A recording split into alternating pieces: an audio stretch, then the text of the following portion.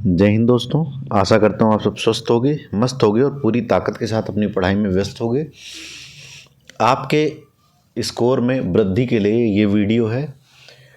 UPSI के लिए जो जीके जीएस का सेक्शन होता है, उसमें आप बहुत सारे ऐसे प्रश्न हैं जो ना आते हुए भी एक स्मार्ट स्टूडेंट करता क्या है कि प्रश्न पूरा नहीं आता फिर भी सही उत्तर निकाल लेता है। ये ऐसी टेक्निक है साथी जो आपको औरों से अलग करेगी और एक बेहतर सटीकता की तरफ ले जाएगी। तो पूरा वीडियो ध्यान से देखना। यूपीएसआई जैसे एग्जाम में आप इन ट्रिक्स को अपना करके गेसिंग की संभावना को 60 से 80% तक बढ़ा देंगे।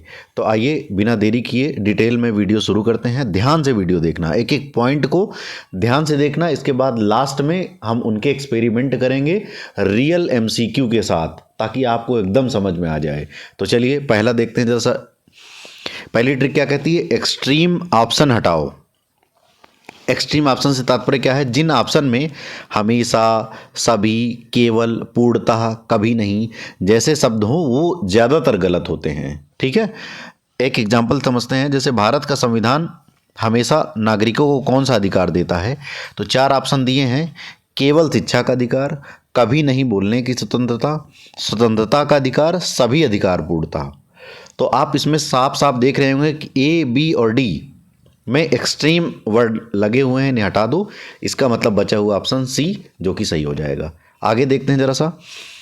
दूसरा रूल क्या कहता है, सिमिलर ऑप्शन रूल, जुड़वा विकल्प। अगर 2 ऑप्शन बहुत मिलते जुलते हों, ये बहुत ज़्यादा काम करता है। अगर 2 ऑप्शन बहुत मिलते जुलते हैं तो उसमें से ही एक ऑप्शन सही होता है। इसका मतलब आप 2 विकल्प हटा पाएंगे। जैसे भारत में निम्न में से कौन सी नदियां हिमालय से निकलती हैं, तो 4 ऑप्शन है, गंगा, यमुना, गोदावरी, कृष्णा। ठीक है, तो देखो यहाँ पे 2 ऑप्शन मिलते जुलते हैं, गंगा, यमुना। तो आप 2 ऑप्शन अपने आप हटा दीजिए। इसका मतलब है कि इन्हीं दोनों में से कोई एक होगा साथी। ठीक है, तो इस तरह के आपको विकल्प मिलेंगे। आप 50% श्योरिटी हो गई।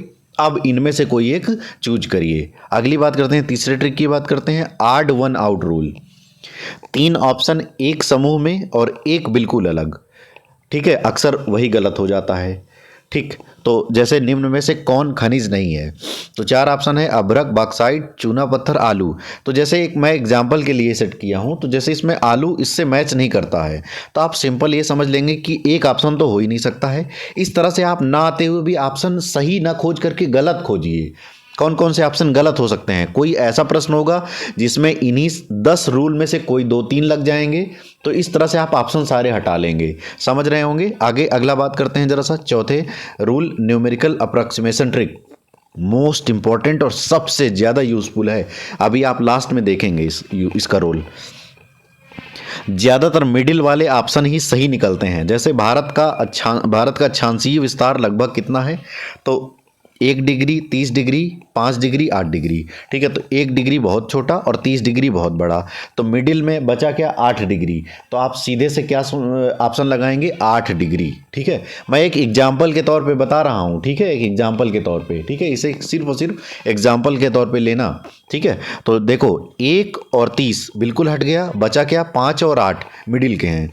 तो ज़्यादातर जब आपको ना समझ में आए तो ज़्यादातर चांस होते हैं जो तीसरा वाला होता है मिडिल, उसे लगाया करिए। अगली बात करते हैं रूल की, पॉजिटिविटी निगेटिविटी फिल्टर। ठीक है, बहुत ज़्यादा निगेटिव या एक्सट्रीम स्टेटमेंट अक्सर गलत होते हैं, बैलेंस ऑप्शन सही होता है। जैसे आईपीसी का उद्देश्य क्या है, तो ए ऑप्शन कहता है नागरिकों को पूर्णतः दंडित करना। ठीक है, नेगेटिव है समाज में कठोर दंड लागू करना। नेगेटिव है कानून और व्यवस्था बनाए रखना।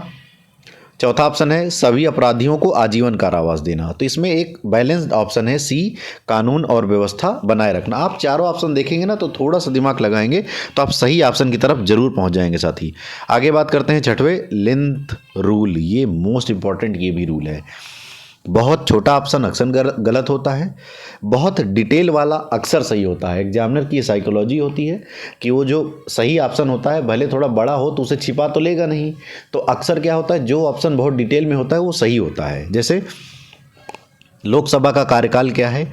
ए ऑप्शन 5 वर्ष, हर 5 साल में चुनाव, अधिकतम 5 वर्ष, आपातकाल में बढ़ सकता है। डी 4। तो डिटेल वाला यहाँ पे सी ऑप्शन है, तो इसलिए सी ऑप्शन सही है। आगे बात करते हैं जरा सा कीवर्ड ट्रिक की। प्रश्न के शब्द देखें, उत्तर पहचानें। ये जरा सा देख लेना, इसमें 3 पॉइंट है। एक लाभ, दूसरा उद्देश्य, तीसरा कारण। तो लाभ हो पॉजिटिव, उद्देश्य हो तो एग्जैक्ट या एक्यूरेट, और कारण हो तो लॉजिक। एग्जाम्पल के साथ समझते हैं तीनों को। कीवर्ड या लाभ, बेनिफिट पॉजिटिव ऑप्शन चुने। जैसा कि एमसीक्यू देखो जरा, डिजिटल पेमेंट्स का मुख्य लाभ क्या है? लाभ वर्ड आया, 4 ऑप्शन देख रहे होंगे। तो हमें जब लाभ वाला हो तो हमें पॉजिटिव ऑप्शन लेना है।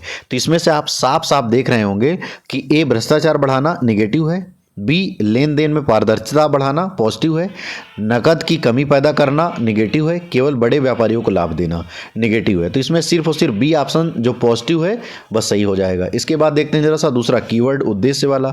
जब कीवर्ड उद्देश्य पूछते तो ऑब्जेक्टिव या एग्जैक्ट एक्यूरेट, यानी कि एग्जैक्ट या एक्यूरेट ऑप्शन सही होता है। ऑप्शन जैसे एमसीक्यू देखते हैं, स्वच्छ भारत अभियान का मुख्य उद्देश्य क्या था?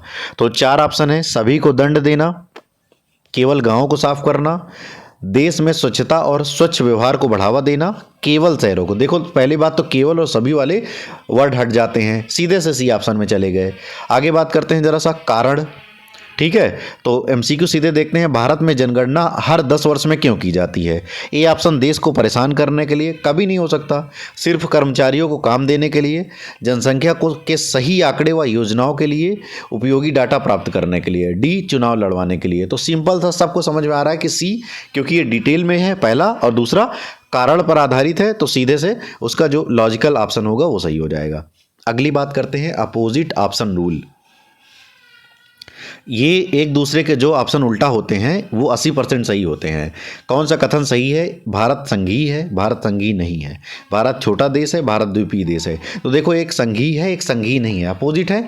इन्हीं दो में से कोई एक सही होगा, ये आप जान गए। तो आप 50%, 2 ऑप्शन आप हटा लिए, अब इन दो में से कोई एक चूज कर लीजिए, ठीक है। तो अगला बात करते हैं नवा most important rule, most important rule. UPSI special pattern, UPSI में ये सेटर आम तौर पर करता है, और मैं अभी दिखाऊंगा आपको। डेट वाले में मिडिल डेट देता है, ठीक है। Goods and service tax GST लागू कब हुआ? 2010, 2014, 2017, 2020। तो देखो 2010 और 2020 एकदम, एक 2010 पहले की डेट है और 2010-20 बाद की डेट है। बीच के 2 ऑप्शन मिले 2014 और 2017। तो मैंने अभी बताया है कि मिडिल सेटर में कोशिश करिए कि जो थर्ड मिडिल सेटर होता है उसे आप चूज करिए। तो थर्ड में क्या आया? 2017। पहले ऑप्शन पे 2010, 2014, 2017, 2020। तो 10 और 20 अपने आप हट गया, 14 और 17 में कन्फ्यूजन है, तो बाद वाला आप लगाया करिए, ठीक है। जब नहीं आता तब, आता है तो कोई बात ही नहीं। फिर लास्ट ब्रैकेट वाला मोस्ट इंपॉर्टेंट ये भी रूल है, ठीक है। तो ब्रैकेट में एक्स्ट्रा इंफॉर्मेशन दी हो तो उसके सही होने के चांसेस ज़्यादा होते हैं।